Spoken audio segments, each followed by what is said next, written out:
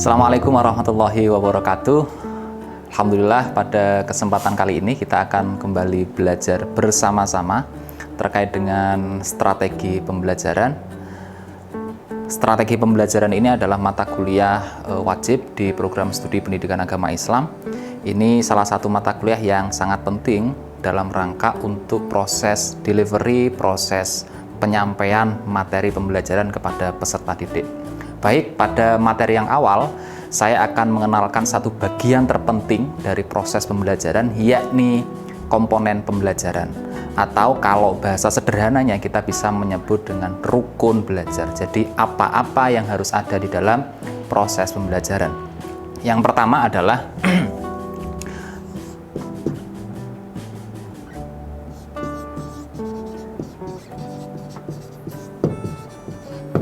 saya menyebutnya si pembelajar, begitu ya. Si pembelajar ini adalah orang yang belajar, baik dia dalam konteks sebagai pendidik atau dia dalam konteks sebagai peserta didik. Karena pada hakikatnya dalam proses belajar, baik itu pendidik, guru, ustadz, ataupun kiai sekaligus, dan juga murid, siswa, peserta didik, santri, itu sama-sama hakikatnya belajar. Maka komponen pertama yang harus ada adalah si pembelajar. Lalu kalau si pembelajar ini sudah ada, apa yang harus ada kemudian? Yang kedua adalah tujuan. Tujuan pembelajaran. Jadi kalau dalam konteks pembelajaran klasikal, misal di sekolah, di taman pendidikan Al-Quran, begitu, atau di majelis taklim, begitu ya, maka ketika seorang guru, ustadz dengan murid, santri, siswa, mahasiswa, dosen itu sudah ada, maka mereka harus kemudian merumuskan tujuan pembelajaran. Tujuan pembelajaran ini fungsinya adalah untuk menentukan arah dari proses pembelajaran, orientasi pembelajaran. Jadi apa-apa yang hendak dicapai oleh peserta didik, oleh siswa, oleh santri, oleh murid, begitu. Jadi tujuan pembelajaran ini pondasi awal untuk menentukan nanti materinya apa, gimana cara mengajarnya, lalu kemudian gimana cara menilainya dan lain sebagainya, begitu ya. Jadi kalau si pembelajar sudah ada, langkah pertama yang harus disusun adalah tujuan pembelajaran. Tujuan pembelajaran ini istilahnya sangat banyak. Semisal kalau di sekolah kita mengenal dengan kompetensi inti, kemudian kompetensi dasar, lalu kemudian indikator dan tujuan pembelajaran, begitu. Lalu kemudian kalau di tingkat pendidikan tinggi kita mengenal yang namanya CPL, capaian pembelajaran lulusan.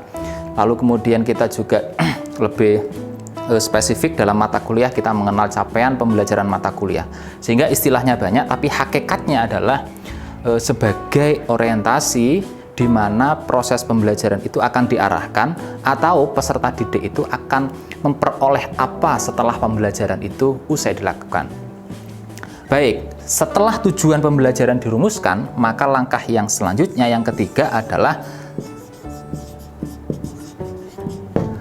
menyusun materi ajar. Ini penting, begitu ya, menyusun materi ajar. Ini adalah bahan-bahan yang harus ada untuk disampaikan kepada peserta didik dalam rangka mencapai tujuan. Jadi kalau tujuannya sudah ada, langkah selanjutnya adalah menentukan materi ajar. Ini harus berurutan, nggak bisa materi dulu lalu kemudian tujuan, tidak bisa. Jadi tujuan dulu baru kemudian nanti menentukan materi ajar. Karena ketika menentukan materi ajar kita harus melihat terlebih dahulu sebenarnya tujuan pembelajarannya itu apa, begitu ya. Nah, kalau tujuan dan materi sudah ditentukan, langkah yang keempat adalah menentukan caranya atau prosesnya. Oke. Caranya atau prosesnya. Jadi tujuan sudah ada, materi sudah ada, lalu kemudian caranya kita tentukan, kita rumuskan, begitu.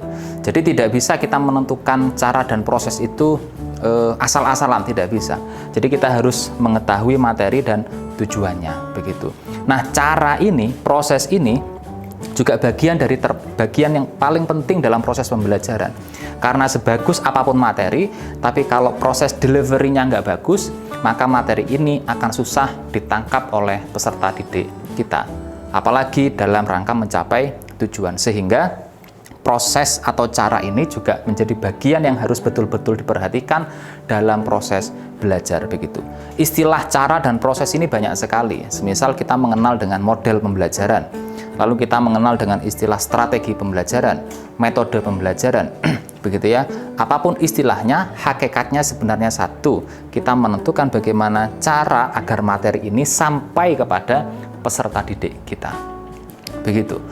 Nah, kalau cara, materi, dan tujuan sudah selesai, maka tahapan kelima yang harus ada adalah media atau alat. Oke. Alat gitu ya. Media atau alat ini sekarang bentuknya sudah macam-macam. Bahkan sekarang sudah banyak kemudian media atau alat ini yang berbasis digital begitu ya. Nah, media dan alat ini juga penting peranannya dalam rangka mendukung proses pembelajaran itu berlangsung begitu. Jadi nggak mungkin seorang guru itu hanya guru tok begitu ya dalam proses mengajar.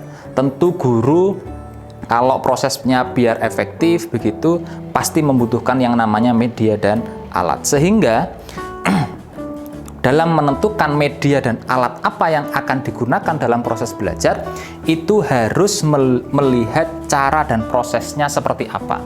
Begitu. Biasanya media dan alat ini digunakan sebagai alat bantu untuk mengimplementasikan atau menerapkan proses pembelajaran ini. Begitu.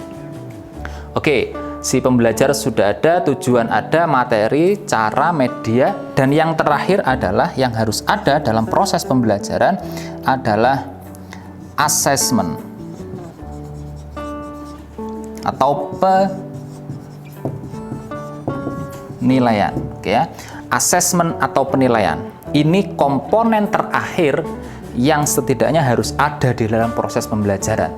Assessment ini fungsinya adalah untuk mengukur seberapa jauh tujuan pembelajaran tadi itu dicapai oleh peserta didik kita.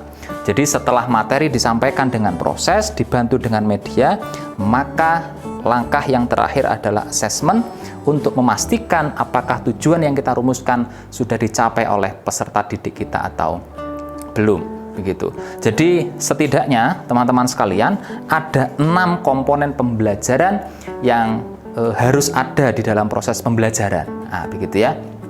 Jadi kalau ini sudah ada, sudah dirumuskan, maka tahap selanjutnya adalah mengimplementasikannya.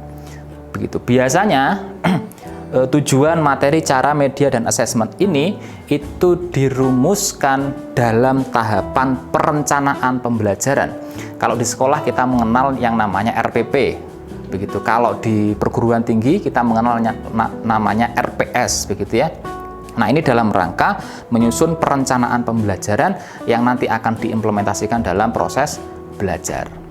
Oke, setelah kita mengenal 6 komponen pembelajaran tadi, maka langkah selanjutnya adalah dalam menyusun ke-6-6-nya ini tadi, dalam mengkaitkannya harus berpedoman, harus berlandasan pada satu prinsip dasar, yaitu prinsip relevansi.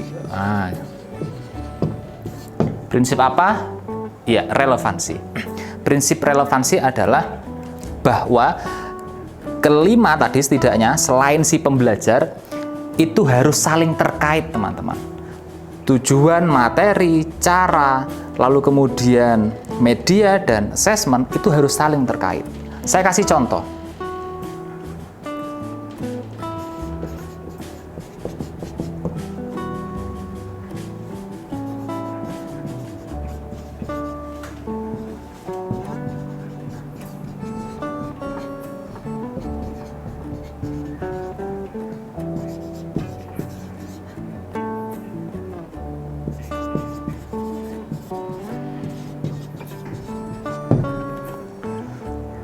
Saya kasih contoh, semisal saya punya ini, santri mampu mempraktekkan wudhu dengan benar. Ini adalah bahasa tujuan pembelajaran, teman-teman. Maka sekarang kalau saya tanya, kira-kira dalam menentukan materinya, itu materi yang tepat untuk tujuan ini tuh materi tentang apa? Tentang apa? Ya, wudhu. Jadi materinya itu wudhu. Maka cara yang paling mudah dalam menentukan materi adalah tinggal dilihat objek yang akan dipelajari apa. Begitu. Sehingga sekali lagi menentukan materi itu harus melihat tujuannya apa, begitu. Karena kalau tidak, ya tidak relevan, begitu. Kan nggak mungkin santri mampu mempraktekkan wudhu dengan benar, lalu kemudian materinya sholat. Nggak mungkin ya. Jadi makanya materinya wudhu. Lalu kemudian sekarang caranya. Cara menentukan caranya seperti apa?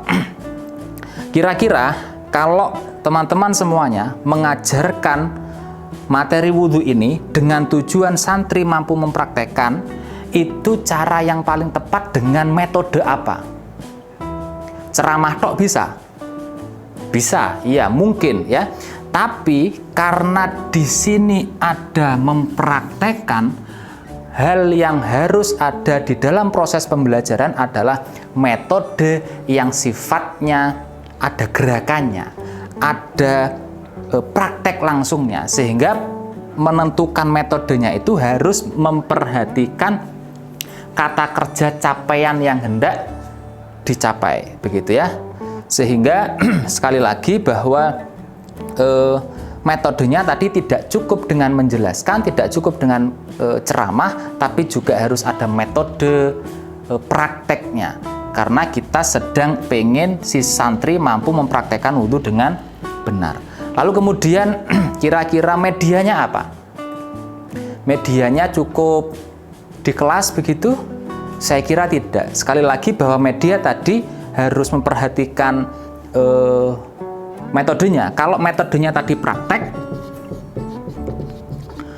maka paling efektif adalah media yang harus ada tempat wudhu. Nah, begitu ya, tempat wudhu. Sehingga itu akan mengefektifkan proses pembelajaran santri, siswa atau peserta didik.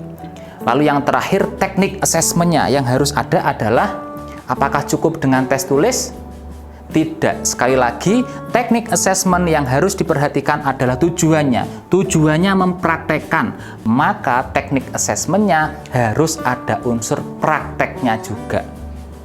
Kan nggak mungkin kita bisa memastikan bahwa peserta didik kita bisa melakukan praktek wudhu hanya dengan disuruh tolong anak-anak jelaskan apa saja pengertian wudhu. Atau apa pengertian wudhu dan apa saja rukun wudhu. Kan tidak bisa, ya toh? Sehingga teknik asesmennya harus praktek, begitu. Oleh karenanya prinsip relevansi ini harus dijaga. Sekali lagi, ya. Jadi ketika kita ingin menentukan teknik asesmen tadi, semisal harus melihat rumusan tujuannya seperti apa, gitu ya.